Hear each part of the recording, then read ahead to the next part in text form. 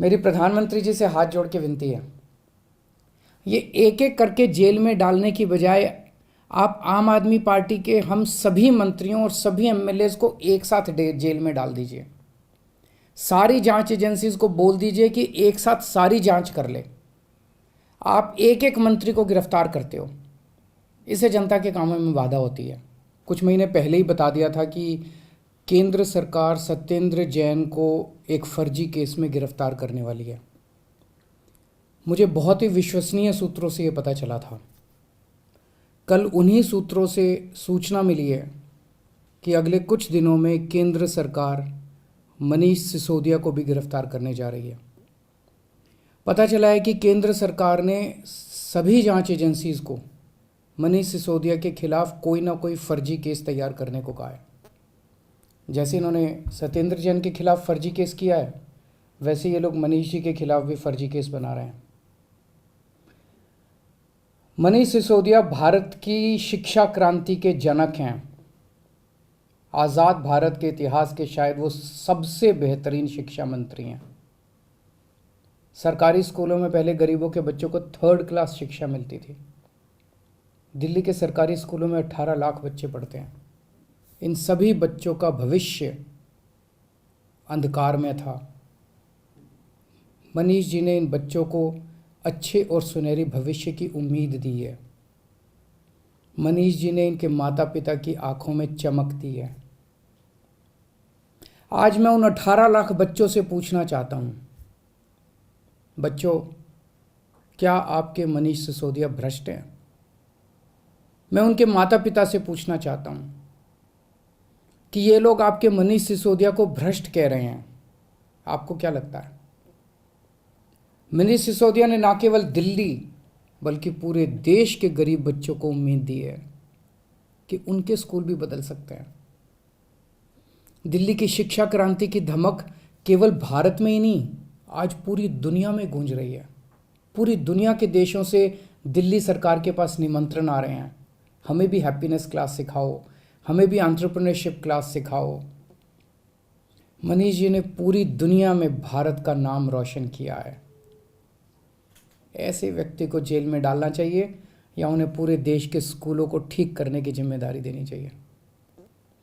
मुझे ऐसा लगता है कि सत्येंद्र जैन और मनीष सिसोदिया को फर्जी मामलों में जेल में डाल के दरअसल ये लोग दिल्ली में शिक्षा और स्वास्थ्य के क्षेत्र में जो अच्छे काम हो रहे हैं ना, उन्हें रोकना चाहते हैं।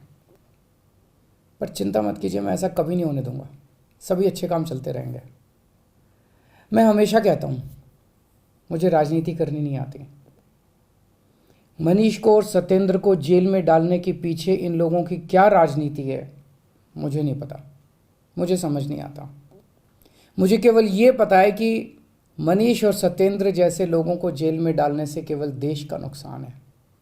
अगर मनीष और सत्येंद्र भ्रष्ट हैं तो फिर ईमानदार कौन है? खैर, मेरी प्रधानमंत्री जी से हाथ जोड़ के विनती है, ये एक एक करके जेल में डालने की बजाय आप आम आदमी पार्टी के हम सभी मंत्रियों और सभी एमएलएज को एक साथ जेल में डाल दीजिए। सारी जांच एजेंसीज को बोल दीजिए कि एक साथ सारी जांच कर ले। आप एक एक मंत्री को गिरफ्तार करते हो, इससे जनता के कामों में बाधा होती है।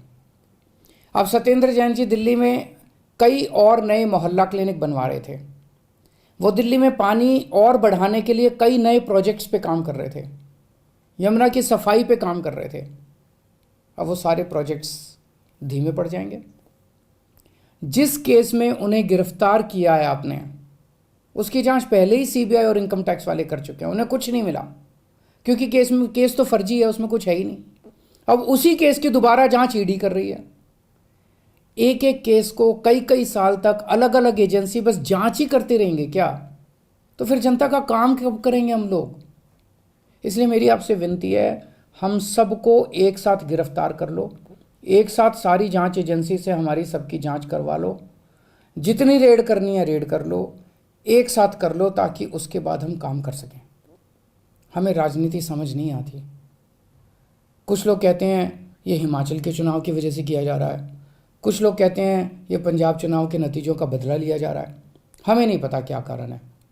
जो भी कारण है, हमें गिरफ्तार होने से डर नहीं लगता, पर सबको एक साथ करवा लो। आपने 5 साल पहले भी हम सब पे कई कई रेड करवाई थी, किसी के यहाँ एक पैसे की चोरी नहीं मिली।